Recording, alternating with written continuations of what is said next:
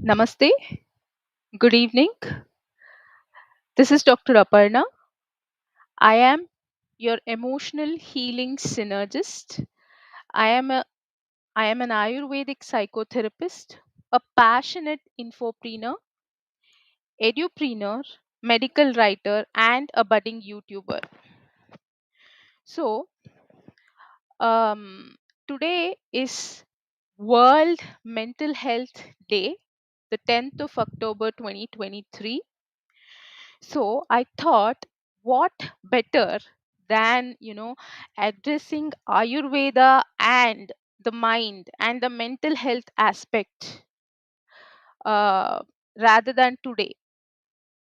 So today we are discussing Ayurveda cognizance or Ayurvedic cognizance on mental health. So in my pursuit is to address, promote, and propagate Ayurveda and psychotherapy globally. In this discourse, I come up with discussions every week on Ayurveda, mental health, psychotherapy, and other related aspects. So today, in this, special on this special occasion, sorry, there was a disturbance in the audio. So, on this special occasion of World Mental Health Day, let's first understand what is the aim and the objective of having a World Mental Health Day. So, mental health is a universal human right. So, which serves as a reminder to everyone on the planet to raise awareness, advance understanding, and encourage action that will protect and advance everyone's right to mental health. So, World Mental Health Day serves as a platform to spread awareness about mental health issues, reduce stigma, and encourage open discussions about mental well being. It also aims to educate individuals and communities about mental health, its potential impact on people's lives, and the available resources for seeking help and support. See, Ayurveda cognizance means it would be rather fragmented and insignificant if I don't address mind while addressing Ayurveda. So for people who are hearing about Ayurveda for the first time, I'm sure that most of you might have heard about Ayurveda in some or the other way in your life, or taken some or the other treatments, or tried some or the other kitchen Ayurveda, thinking that the kitchen herbal remedies is Ayurveda. So there are so many myths and misconceptions regarding Ayurveda that I have busted on one of my videos. You can check that video out. Links I will provide in the description. And I have also talked about why is Ayurveda unique. So to brief, Ayurveda is the only system of medicine which concentrates on preventive healthcare. So all the systems are mainly based on curative care, but Ayurveda is a system which concentrates on preventive healthcare. And the definition of Ayurveda being and cure the diseases from its root cause. So we call it pathogenesis. So not only to treat the symptoms, to wipe out the disease from its root cause. That is the main objective or aim of Ayurveda, if we have to correlate. So Ayurveda says swastasya swasthya rakshanam aturasya vikara prashamanam, or it is further elaborated into vyadhi parimokshanam. That means to prevent and preserve the health of healthy individuals and to wipe out the disease from its root cause. So, here, when we talk about this, the aim and objective of Ayurveda, next, how is, Ayurveda is as psychological as it is somatic. So, it is both psychosomatic. So, every aspect of Ayurveda, every aspect of treatment in Ayurveda is linked to mind somewhere or the other.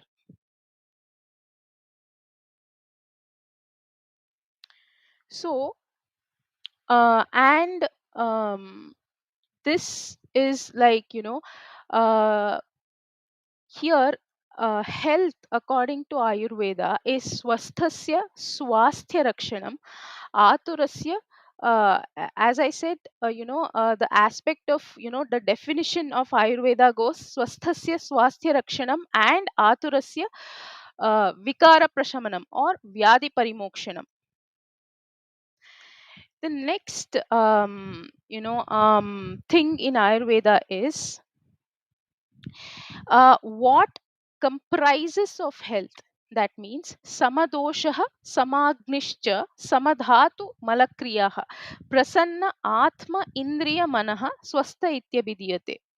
So in Ayurveda, it is said that the balance of dosha, dhatu, mala, agni, and dosha, dhatu, mala, agni, indriya and mana, comprising of everything. That means the tridoshas. I will talk about what is tridoshas because many of you might have heard about vata, pitta, kapha. Yes, they form the fundamental or basics of basic theories of the Ayurveda. So dhatus, so doshas in balance, dhatus, that all the tissues like, lymphatic tissue, blood tissues, muscular tissues, adipose tissues, and the bones, the skeletal system, the reproductive system, all these all these systems and the excretas, the urine, the stool, and the sweat, all these with the indriyas means the five sense organs and the five motor organs, comprising sensory and motor organs, and atma and manas. Manas means mind. Why I am stressing here is Ayurveda says that health means a healthy mind and a healthy body. Not only a healthy body, but a healthy mind. So, um, this is, the health concept of health in Ayurveda. When we talk of health, it is mental and physical and emotional well-being. So it is clearly mentioned in Ayurveda.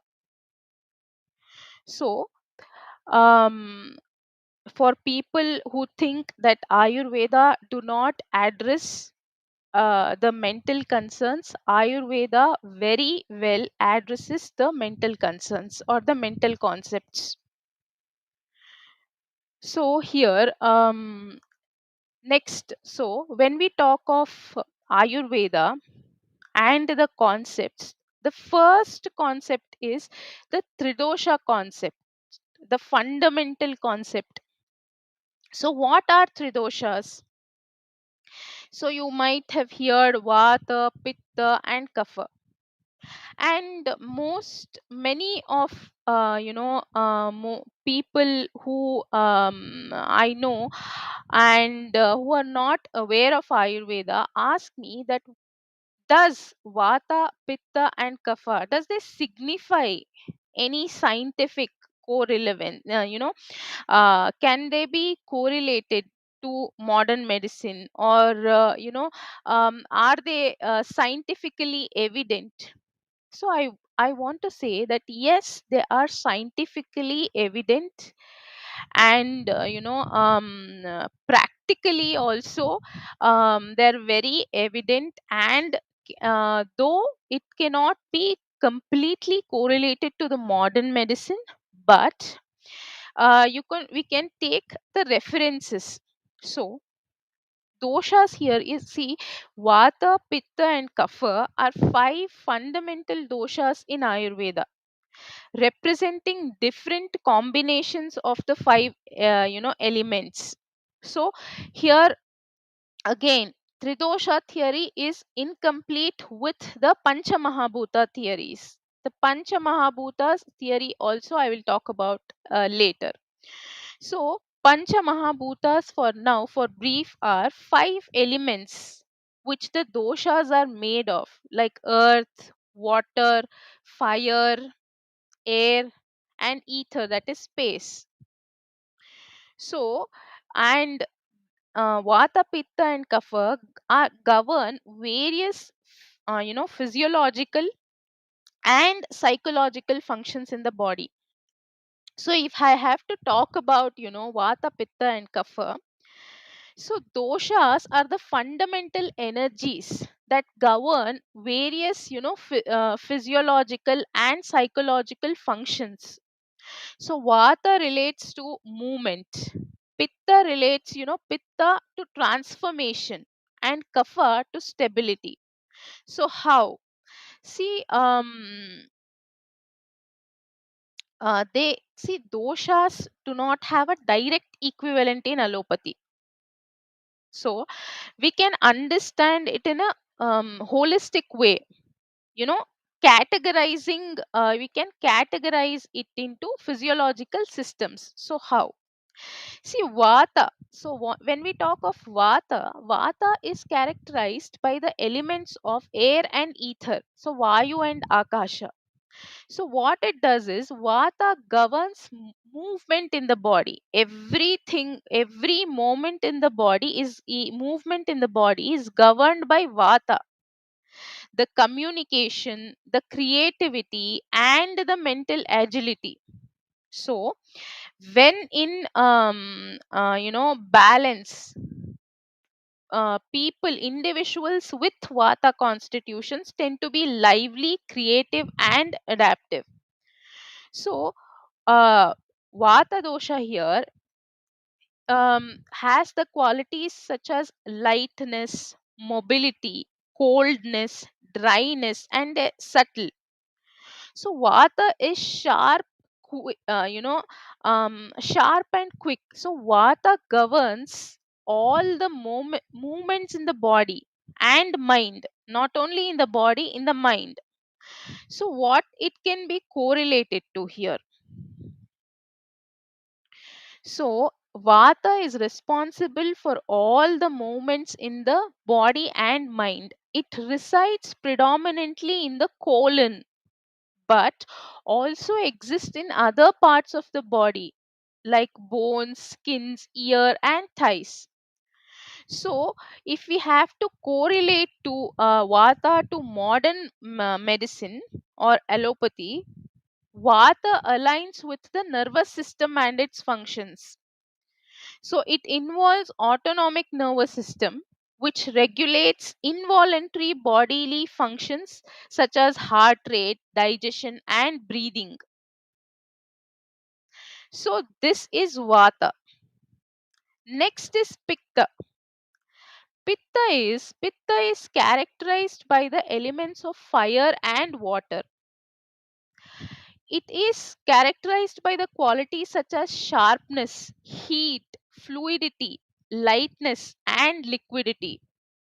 You must have heard that from your grandmother or elders that if you have some heat in the body, they say that your pitta must have increased. In South India, there is a practice that your pitta must have increased, so there is increased heat in the body. So Pitta governs all the transformational processes in the body. That means digestion, metabolism, and hormonal regulation. So, Pitta, governs all the transformational. That means the digestive process, the metabolism, and endocrinal system. So, hormonal regulation. So, Pitta primarily resides in the small intestine, but is also present in the other areas of stomach, liver, and skin. So, you might have heard that if Pitta increases the skin, the Twak Vikaras, the skin diseases or the skin disorders, it gives rise to skin disorders or skin diseases. So,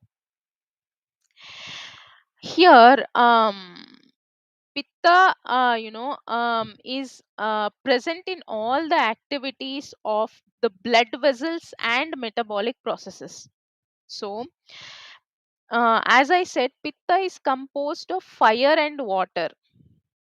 It governs digestion, metabolism, transformation, and intelligence. It is an intelligence factor as well. So, if I have to correlate it to modern medicine, pitta can be related to endocrine system and various digestive or metabolic processes. So the digestive system, the liver, the pancreas, which play crucial roles in pitta functions.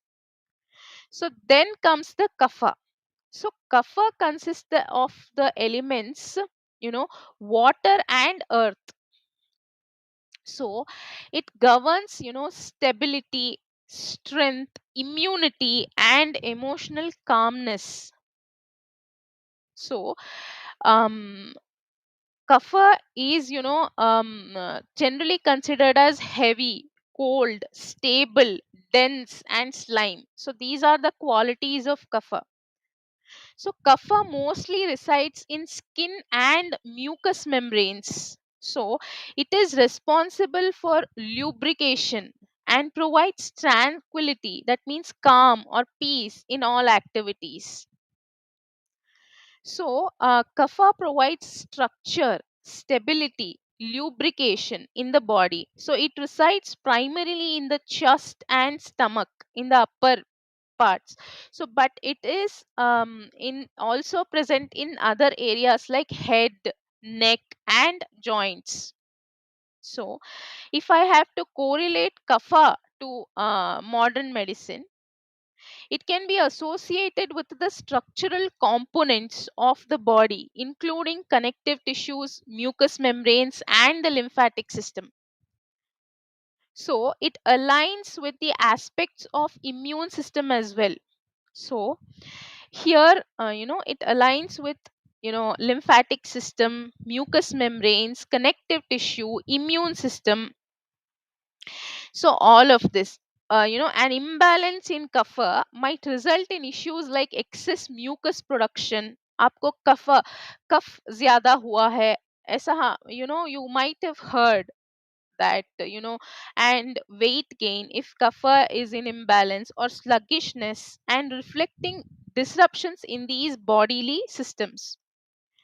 So as I said, I will just summarize in brief the correlations. Vata's function, not Vata's function align with the autonomic nervous system. That means which regulates involuntary actions. So imbalances may affect heart rate, breathing, and digestion. So pitta and metabolism, endocrine system. So vata can be compared to nervous system. Pitta can be compared to digestive system and endocrine system. So pitta relates to metabolism and the endocrine system. So it influences processes like digestion, absorption, and hormonal regulation. So kapha can be, correlated to structural and integral integrity or immunity. So kapha governs the structural elements and aspects of immunity in the body. It is linked with connective tissues, mucous membranes, and the lymphatic system. So this is vata, pitta, and kapha, in brief. So the next concept, which comes here is, as I said, the pancha mahabhutas. So in Ayurveda it is said that sarvam dravyam pancha bhautikam asmin arthe. So every substance is pancha bhautika, is made of, pancha mahabhutas. What are pancha mahabhutas is, as I said, five great or five fundamental elements.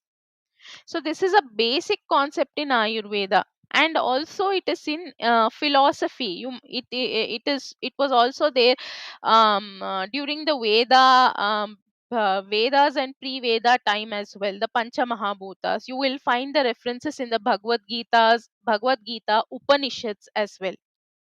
So the Pancha Mahabhutas form the basis for understanding the composition of all the matter, so including the human body. So what are Panchamahabhutas? Is the first Panchamahabhuta is Prithvi, that is earth. So Prithvi signifies solidity, stability, and density. So Prithvi, earth, what it does is, in the human body, it provides structure, it provides stability, it supports, the bodily tissues and organs. It is prevalent in bones, teeth, muscles, and hair. So functions of earth in the body is governs growth, stability, and nourishment. Next mahabhuta is up, so, or water. It the qualities are the fluidity and the cohesiveness. So body, as we know, constitutes of, most of the fluid, that is water. So here it constitutes bodily fluid like blood, lymph, saliva, and digestive juices. It is also present in cells and interstitial fluids. So here, this the function of up mahabhuta, or the water, is nourishes and moisturizes tissues, facilitates movement, and supports metabolic processes. The next mahabhuta is the fire, or tejo mahabhuta, or it is called agni. So the quality is heat, light, and transformation. So transformation here means either digestion, metabolism, or, endocrinal processes. So here this represents metabolism and enzymatic activities. So it is found in the digestive system, governing digestion and metabolic processes. So Agni Mahabhuta facilitates digestion, absorption, and transformation of nutrients, governs body temperature and energy metabolism. So the fourth Mahabhuta is Vayu, or air. So the qualities of Vayu, or air, is movement and lightness. So what it does is, this air governs all forms of movement, including respiration, circulation, and nerve impulses. It is present in the respiratory and circulatory systems. So its function, circulation, and movement of bodily substances. So next is ether, that is Akasha Mahabhuta, or Vyoma it is called. So emptiness and expansiveness. So here it represents the spaces within the body, the empty spaces. So including the bodily cavities, channels. It is associated with the sense of hearing. So here the function of Akasha Mahabhuta is provides the medium for all forms of communication and movement. So it governs sound and hearing. So these are the five Mahabhutas. So according to Ayurveda, all the matter including human body is composed of varying combination of these five elements. That means sarvam dravyam panchabhautikam asmin arthe. So every individual has a unique composition which influences their constitution, prakriti and susceptibilities, which influences their prakriti. So next here we come to the concept called, prakriti. What is prakriti is individual constitution. This is also another concept of Ayurveda. As we are discussing concepts of Ayurveda here, we have discussed about doshas, tridoshas, we have discussed about panchamahabhutas. Now we are discussing about prakriti. This is another basic concept of Ayurveda. Prakriti is individual constitution. I have an individual constitution, you have an individual constitution, and some other has some other individual constitution. So prakriti is an individual's inherent physical and psychological makeup, what they are made up of. So determined by dominant, dominant dosha or combination of doshas at birth.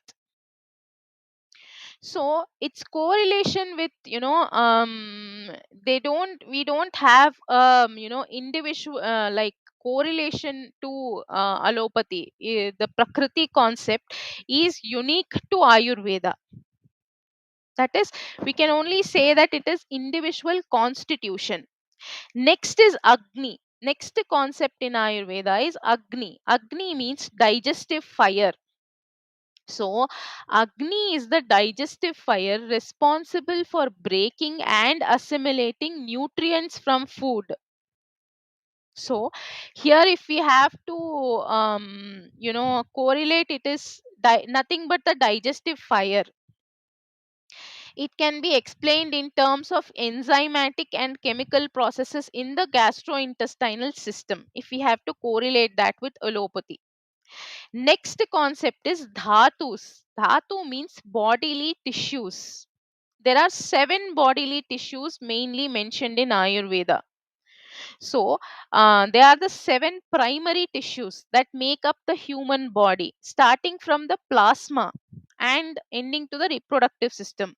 Like I said in the beginning, the dhatus, the balance of dhatus, the lymphatic system, the circulatory system, the blood and the arteries, the veins, the muscular system, the skeletal system, the adipose tissue, the bone marrow, and the reproductive system. All these in combination, are called as bodily tissues. There are seven bodily tissues. Next is mala. Mala is another concept. Mala means waste products in Ayurveda. Malas are the waste products of metabolism, they including urine, feces, and sweat. So here it can be directly correlated to allopathy, because allopathy also recognizes the importance of excretion and elimination processes. So the next concept is ojas. Ojas, you can say essence of vitality or immunity. According to allopathy, it is overall immunity or the immune function. So, ojas in Ayurveda represents the subtle essence of all the body tissues, especially the reproductive fluids. So, it can be associated with vitality, immunity, and resilience. So, in allopathy, it can be compared to immune functions and a person's resilience or to illnesses. So, that is ojas. The next key concept in Ayurveda is srotas. So, srotas is a channel or a system. So, srotas are the channels or system through which nutrients, fluids, and waste products move in the body. So for movement of the nutrients, the fluids and the waste products, there need to be some channels. Those channels are called srotasas in Ayurveda. So, in allopathy, if I have to correlate it, allopathy recognizes various physiological systems like circulatory system, respiratory system, or circulatory channels, respiratory channels, and channels, of nervous system, like the arteries and veins. And here in the nervous system, the nerves, all of them can be compared to the concept of srotas here, a channel. The next concept in Ayurveda is ama. Ama means toxins. So, ama is undigested or partially digested food that accumulates in the body, causing toxicity and imbalance. So, ama means toxins. How is it formed? Is undigested or partially digested food. So, in allopathy also there is a concept of toxins. So, it can be compared to that concept.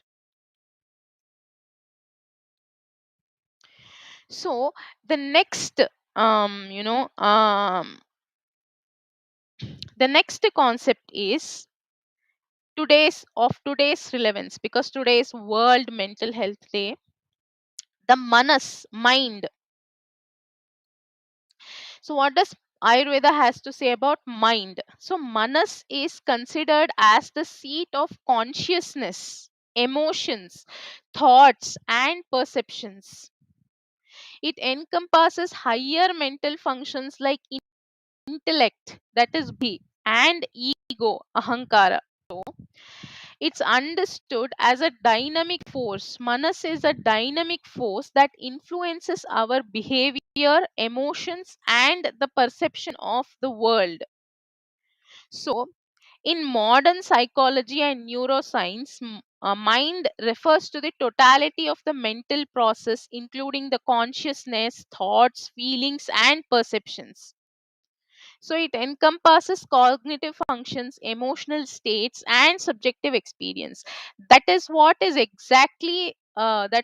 exactly explained in Ayurveda 5,000 years ago. So the next concept in Ayurveda is, as we have Sharirika doshas, Vata, Pitta, and Kapha, we also have Manasika doshas, that is Sattva, Rajas, and Tamas.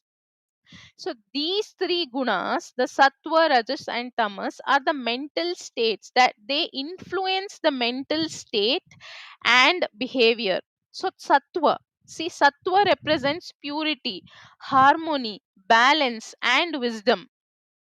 It manifests as qualities like clarity, compassion, and contentment. So Rajas represents activity, desire, restlessness, and attachment.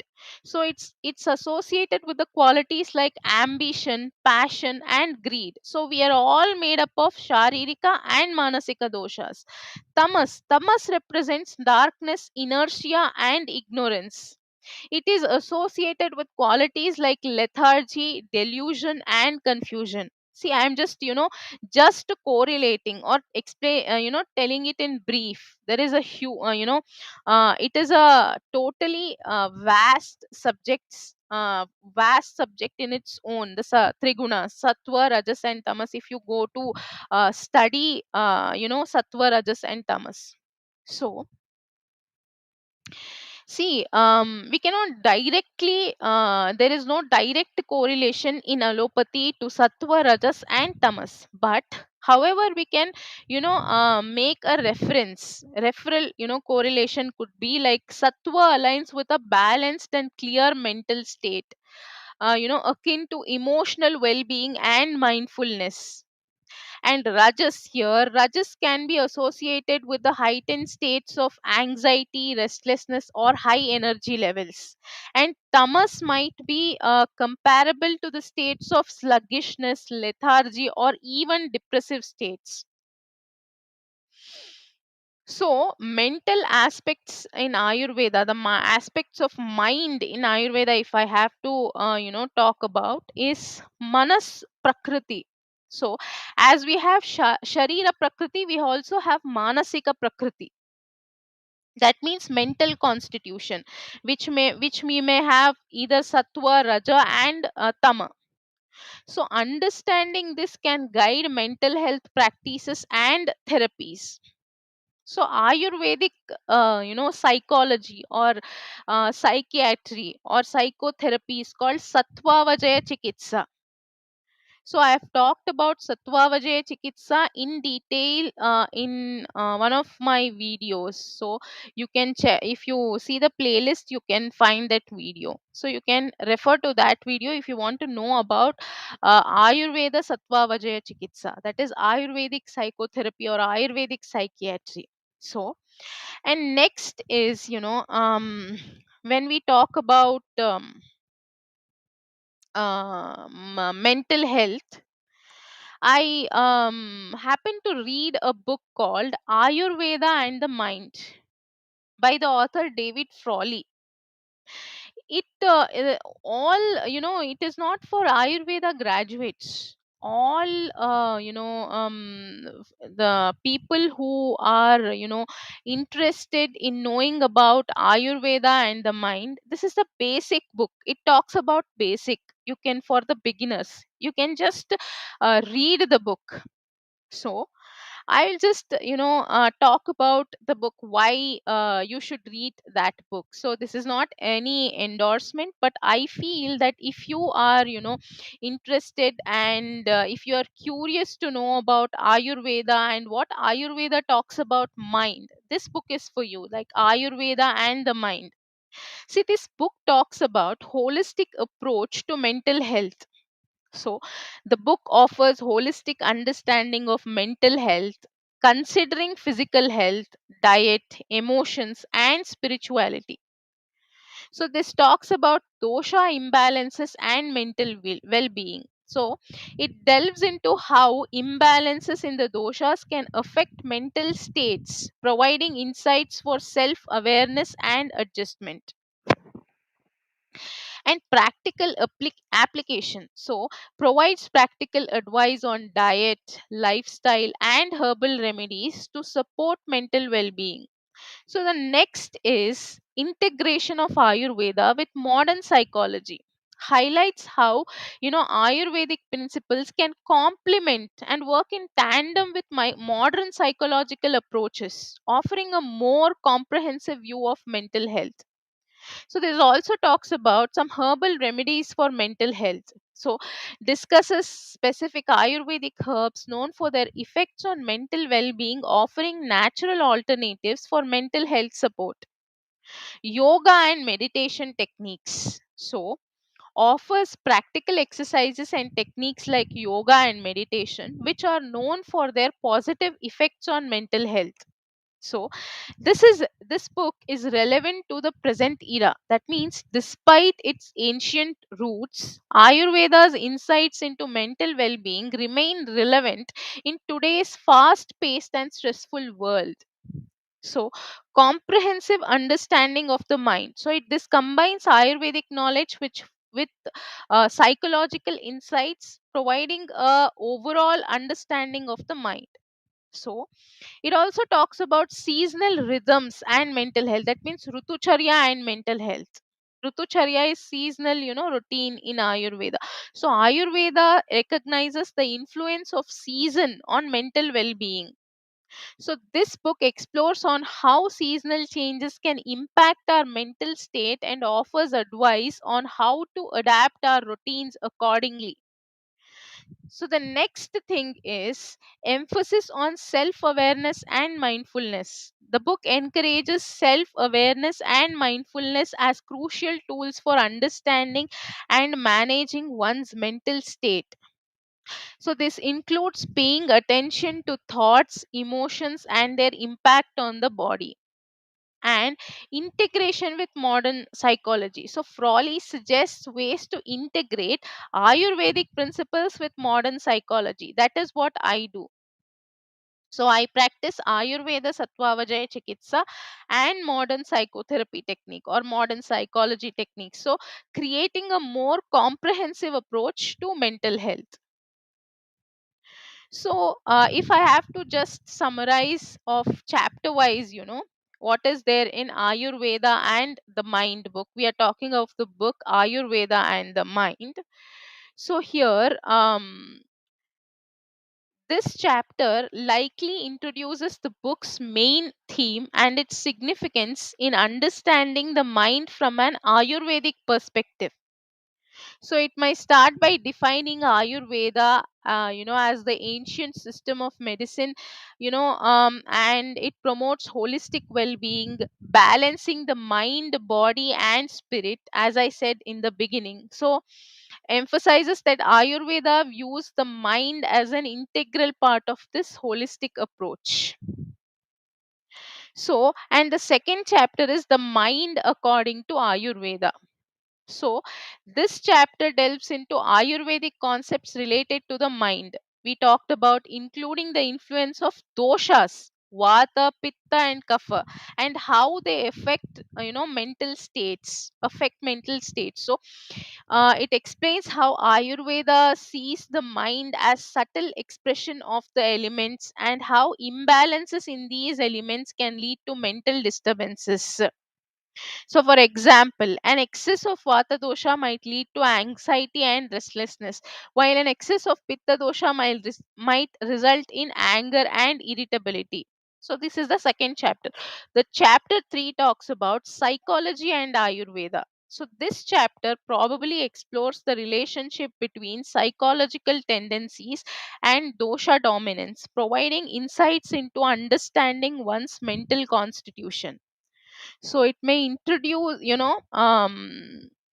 relationship between the psychological tendencies and the dosha dominance. Psychological tendencies, we talked about sattva, rajas, and tamas, and the dosha dominance, providing insights into understanding, one's mental constitution. As I said, we all are made up of physical constitution and mental constitution. So, uh, next chapter it talks about it talks about diet and digestion. So, what is the impact of diet on mental health, and provides guidance on choosing foods that promote a balanced, mind. So, how Ayurveda considers, diet a crucial factor maintaining mental equilibrium. So the next chapter is the sattvic mind. So the sattva we discussed. So sattva, as I said, sattva means mental clarity, harmony, and overall well-being. And how sattva quality contributes to mental quality and overall well-being. So it talks about the sattva as a state of purity, harmony, and balance. So how cultivating a sattvic state of mind involves practicing practices that promote clarity, compassion, and contentment. So here this chapter also talks about meditation, introspection, and engaging with uplifting environments. The next chapter is um you know and here this chapter, this sattva, in the sattvic chapter, fifth chapter, that is, the sattvic mind, it also talks about introspection, as I said, meditation, introspection, spending time in nature, engaging activities that bring joy and peace. The next chapter is emotions and the mind. So this chapter, explores the connections between emotions and dosha imbalances. So emotional well-being here Ayurveda recognizes that emotions play a significant role in mental health, in maintaining mental health and holistic wellness. So, this chapter explains how different doshas influence emotional tendencies. For example, vata, excess vata may lead to, as I said, anxiety. Excess pitta may result in anger. Excess kapha may lead to lethargy or attachment. So, here it also talks about how to balance emotions. how to manage and balance emotions through lifestyle adjustments, diet, and specific practices. So, chapter 7 is Ayurvedic psychology and modern psychology. This chapter may compare Ayurvedic psychological principles with modern psychological theories, showing how they can complement each other. So, the chapter 7 talks about integration of Ayurveda and modern psychology. See how Ayurveda's understanding of the mind can be integrated with contemporary psychological approaches. This could involve finding common ground in understanding mental health and exploring holistic treatment methods. So next chapter deals with Ayurvedic herbs for the mind. So effect of various, they introduce various Ayurvedic herbs known for their effects of on mental health. So some specific herbs like ashwagandha, brahmi, and jatamansi, which are traditionally used in Ayurveda for calming and rejuvenating effects on the mind. So some of the herbal remedies for the mind, for the mental health, are discussed in these chapters. How how they support, how those herbal remedies support in mental well-being. So the next chapter is practical Ayurveda and yoga for the mind. So this they discusses on this chapter discusses on practical techniques like pranayama, meditation, and specific yoga asanas to support mental well-being. So this chapter say talks about the specific yoga postures and meditation techniques that can calm the mind, reduce stress, and promote mental clarity. So breath and mind connection, the relationship between breathing and mental states, introducing techniques like pranayama for regulating the breath and calming the mind. So this is chapter 9. Next is chapter 10. This chapter is again the Ayurveda and the future of psychology. This chapter talks about Ayurvedic principles evolving with the field of psychology, so to walk in tandem. So how Ayurveda's holistic approach to mental health is relevant in addressing contemporary medical health challenges. This chapter talks about that. So then the emphasizes on the importance of mind, body, and spirit in achieving overall well-being. So how to apply the principles of Ayurveda to support their own mental health, or how professionals can integrate Ayurvedic insights into their practice. This is the conclusion it provides. So this here comes the end of the summary of brief book review of what is Ayurveda and the mind, which is very relevant to today's mental health day. So World Mental Health Day, on the World Mental Health Day. This is my miniature contribution in creating Ayurveda cognizance and Ayurveda awareness of the mind and the basic concepts of Ayurveda that you might heard of, but you don't know what exactly it is. And if you have any queries regarding the subject, or any takeaways, or if you want to share any point, or if you have any experiences or insights for me, you can also comment in the section below, in the comment section. So thank you for staying tuned, and happy World Mental Health Day. So let's start addressing mental health. Let's not take it as a stigma or a taboo anymore. And as I said in the beginning, that mental health is mental health is a universal human right. So it is everyone's right to mental health.